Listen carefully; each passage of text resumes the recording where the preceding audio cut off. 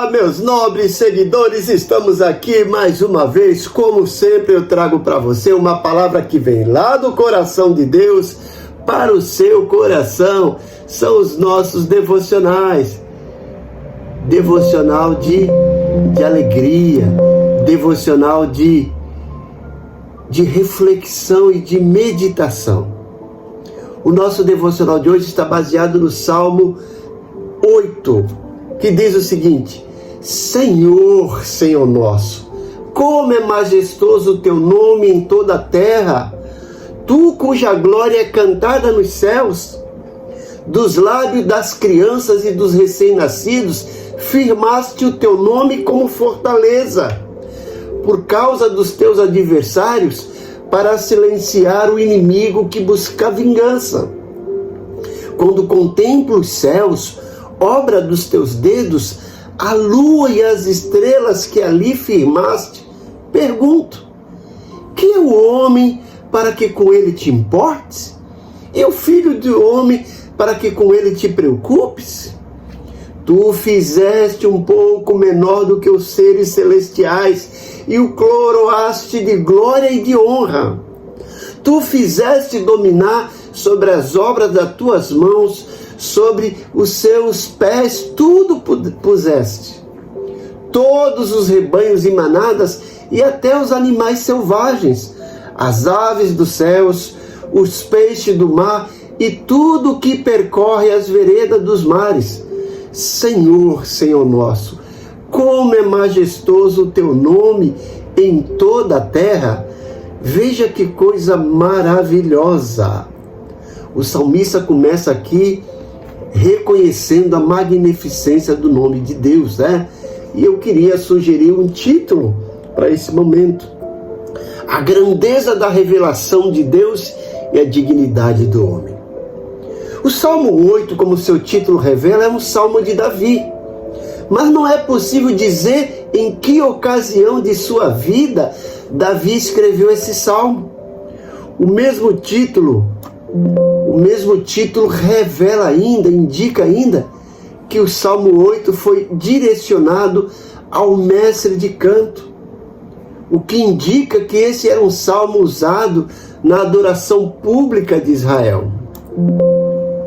O Salmo 8 é um hino de louvor que destaca a grandeza de Deus e a posição do ser humano como coroa de sua criação.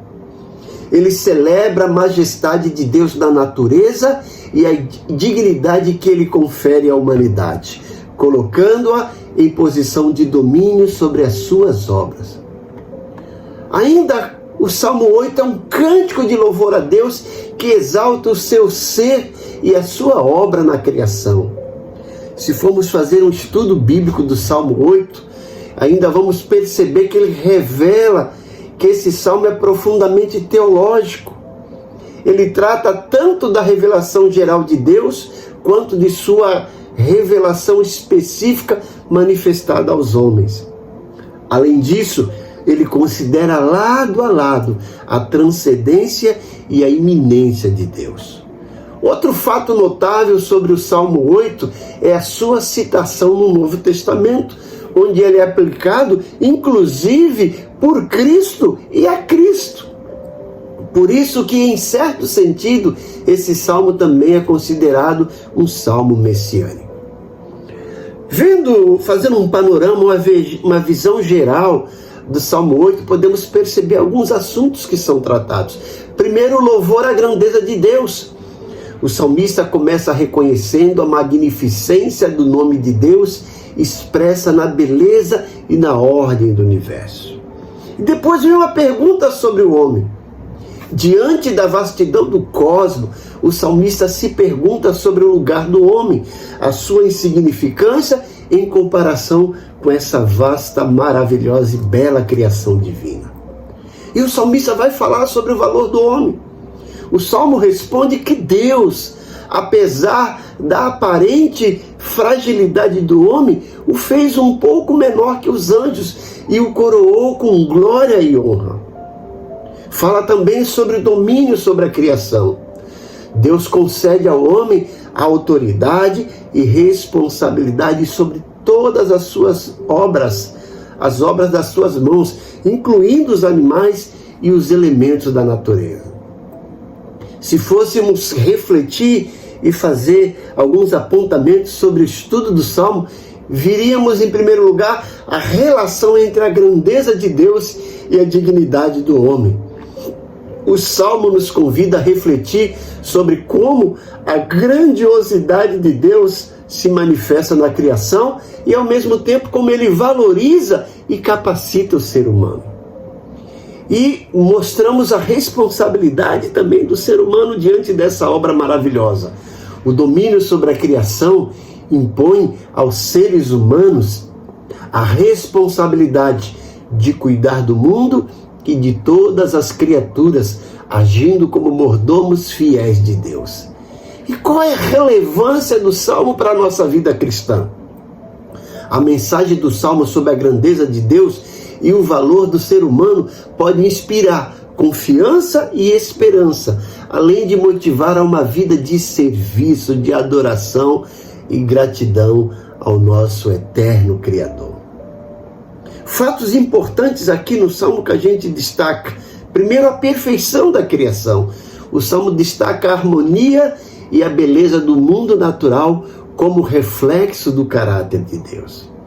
Vemos também a questão da imagem e semelhança de Deus. A ideia de que o homem foi criado à imagem e semelhança de Deus, segundo Gênesis 1, 26 e 27, é fundamental para entender a dignidade humana expressa nesse salmo. O salmo também deixa transparecer a encarnação de Cristo.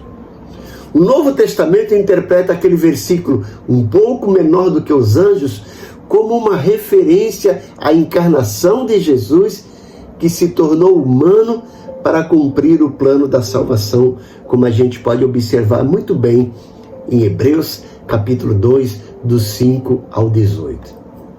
Um esboço sugerido para o Salmo 8, podemos organizar ele da seguinte forma. Primeiro, o louvor introdutório sobre a glória de Deus, versículos 1 e 2.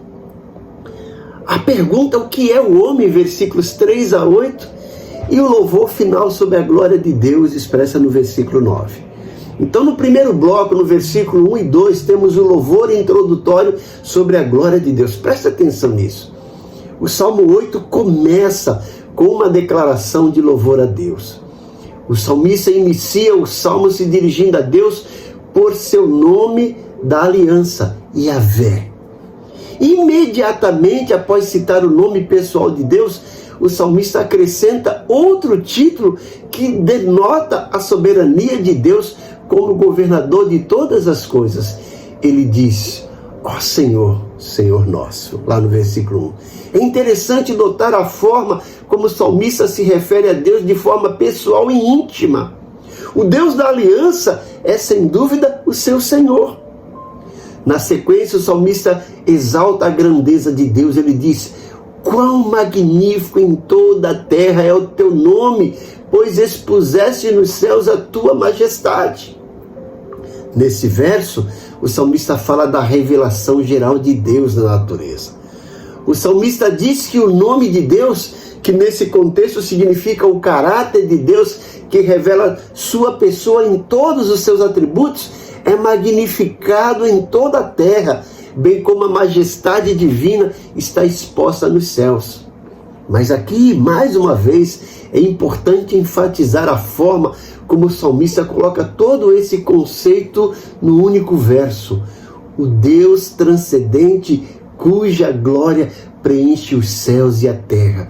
É o Deus que se relaciona de forma pessoal com o seu povo, de modo que podemos certamente dizer que Ele é o nosso Senhor. O louvor, a glória de Deus, não está apenas nas alturas, com a exposição de sua majestade nos céus, mas também está na boca dos pequeninos. Sim, Deus colocou o seu louvor na boca dos recém-nascidos e pequeninos. Versículo 2. O Senhor Jesus citou essa verdade após ter purificado o templo em Jerusalém, lá em Mateus capítulo 21, versículo 16. O contraste que o salmista fez nesse verso também é notável. Ele coloca de um lado aqueles que são considerados frágeis, pequeninos e recém-nascidos, e de outro aqueles que são considerados fortes, adversários, inimigo e vingador. Parece que seu objetivo é contrastar aquele que é totalmente dependente de Deus e aquele que pensa ser autossuficiente.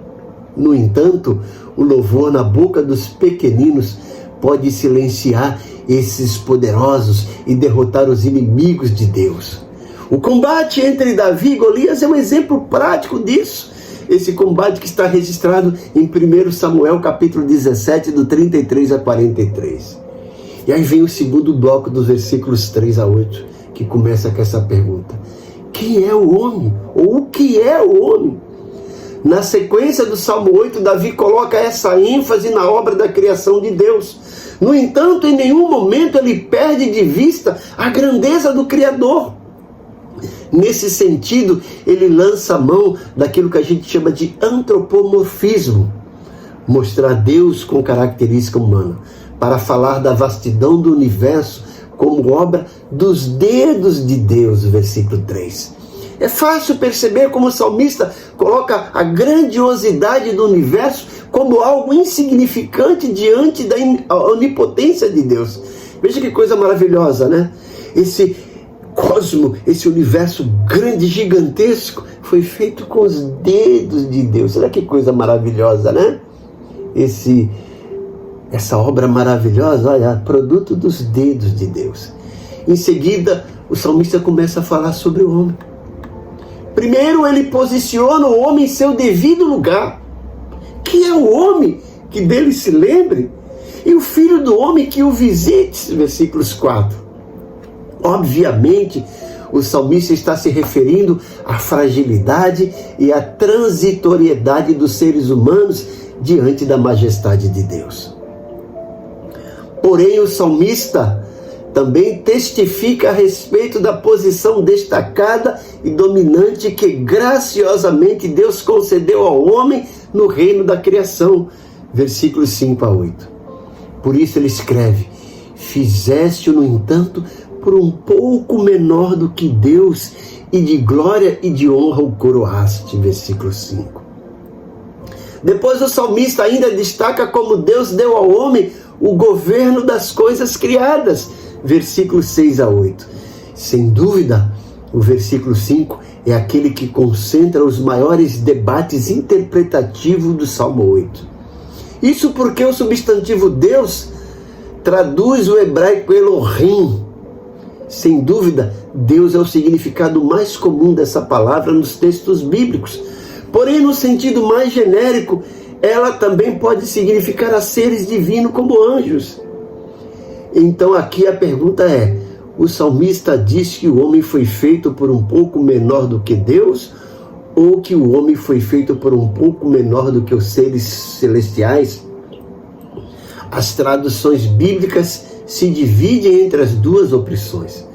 Se a primeira opção estiver correta, então, obviamente, o salmista tem em mente a teologia de Gênesis 1, e seu objetivo é testificar da doutrina bíblica de que o homem foi feito à imagem e semelhança de Deus para ser corregente sobre o restante da criação.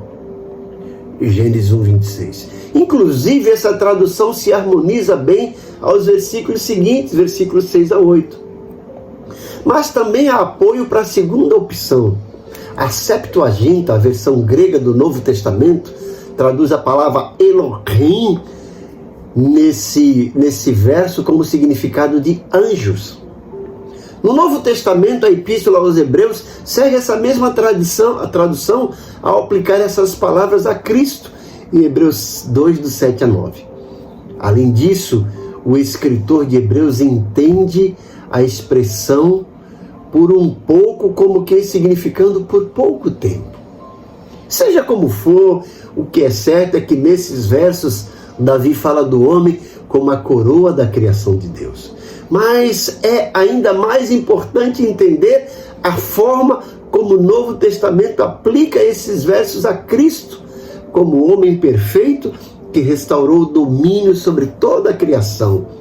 fazendo certo o que Adão fez errado, conforme a gente pode ver em 1 Coríntios 15, 27, Efésios 1, 22, Hebreus 2, do 6 ao 8.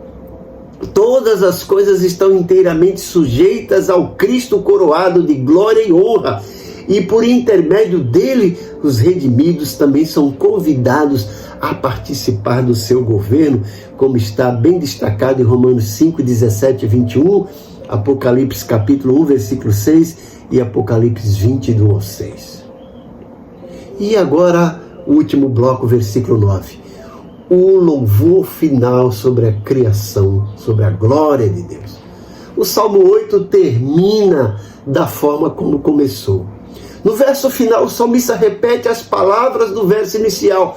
Ó Senhor, Senhor nosso, quão magnífico em toda a terra é o teu nome. Embora esse último verso repita o primeiro, é possível que ao se deparar com ele, após passar pelos versos anteriores, o leitor consiga perceber de forma ainda mais apurada em relação à sua leitura do primeiro verso, o profundo significado de suas palavras.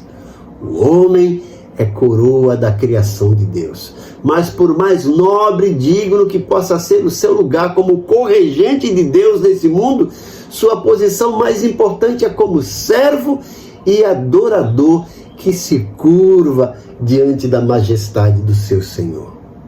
A verdadeira grandeza do homem está em conhecer a Deus e poder se relacionar com Ele. E isto o Salmo deixa muito bem claro. Conclusão: o Salmo termina com a reafirmação da admiração pela grandeza do nome de Deus e pela posição única do homem no plano divino. Eu convido você a olhar para isso, reconhecer a magnificência e o nome de Deus expressa na beleza do universo e diante dessa vastidão do cosmos, perguntar sobre o lugar do homem e entender a sua insignificância em comparação com essa criação divina. E o Salmo ainda responde que Deus, apesar dessa aparente fragilidade do homem, o colocou um pouco menor do que os anjos, mas o coroou com honra e glória. Deus concede ao homem autoridade e responsabilidade sobre as obras das suas mãos. E lembre-se, esse Deus maravilhoso, que cria esse vasto universo com os seus dedos, é esse Deus que quer se revelar e quer se relacionar com esse homem que é considerado frágil, mas ao mesmo tempo é a coroa da criação de Deus. Esse homem é você, sou eu, somos nós. Deixa eu orar por você. Pai bondoso, como é maravilhoso ler esse texto e entender um pouco dessa tua grandeza imensurável, através desse relacionamento que o Senhor deixa acessível com cada um de nós, seres humanos frágeis, mas ao mesmo tempo capacitados por Ti para ser corregente do universo, capacitados por Ti para ser a coroa da Tua glória, porque Tu nos coroaste de honra e glória. Muito obrigado por essa confiança que o Senhor depositou em nós e nos capacita a sermos fiéis e a sermos realmente merecedores dessa confiança que o Senhor depositou em nossas mãos. E nos ajuda diante de tudo isso, te enxergar nesse mundo e se curvar diante de Ti, te glorificando, porque Tu és o grande Deus. E eu faço minha nessa oração as palavras do salmista ao iniciar esse salmo. Senhor, Senhor nosso, como é majestoso o Teu nome em toda a terra, Tua glória será cantada nos céus e também na terra. Senhor, Senhor nosso, como é majestoso o Teu nome em toda a terra. Que Deus te abençoe grandemente, que você tenha um dia maravilhoso diante desse Deus tremendo. Não esqueça aí de dar sua curtida, de fazer seu comentário, de se inscrever, ativar o sininho para receber as nossas notificações Compartilhe esse devocional com o maior número de pessoas possível. Eu conto com você. Deus te abençoe grandemente. Tenha um dia maravilhoso.